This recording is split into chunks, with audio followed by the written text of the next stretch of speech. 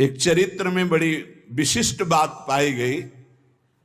देखो, सदन जी का जो जन्म है, इसी से हमें ये पता चलता है कि भगवान केवल भाव देखते हैं। सदन कसाई ताकि नीकी कसियाई, जैसे बाराबानी सोने की कसौटी कसियाई है। जीव को न बध करें ए पे कुलाचार ढरें, बेचे मांस लाए प्रीति हरि सो लगाई है। गंडकी को सुत बिन जाने तासों तोल्यो करे, भरे दृग साधु आनि पूजे पे न भाई है। कही निशि सुपने में वाही ठोर मुंह को देवो, सुनो गुण गान रीझो ही की सच्चाई है। सदन जी का जन्म कहां हुआ? कसाई कुल में, जहां पशुओं का वध करना एक स्वाभाविक वृत्ति है। निंदनीय किसी भी जीव की हिंसा करना निंदनीय कार्य है। देखो, पर कभी कभी ऐसे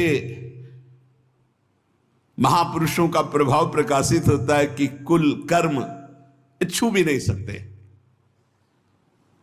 सदन जी जैसे स्वर्ण कसौटी पे कसा जाए तो खरा निकले, ऐसे खरे महाभागवत थे। उनके हृदय में एक बार कुछ रिश्ते नातेदार आए, बच्चे ही थे, तो पिता एक छोटा बछड़ा लाए थे। वहां तो कटते ही रहते थे। पिता ने कहा कि ज्यादा तो इसमें मांस नहीं, इसकी टांगों में मांस से पहले तो फिर अपने अतिथि का स्वागत करते हैं। सदन जी ने जब सुना, उसके पास गए तो लिपट कर रोए। बच्चे थे, बछड़े से कि ऐसा ऐसा मेरे पिताजी कह रहे हैं तुम्हें काटा जाएगा, और ऐसे दुलार कर रहे थे।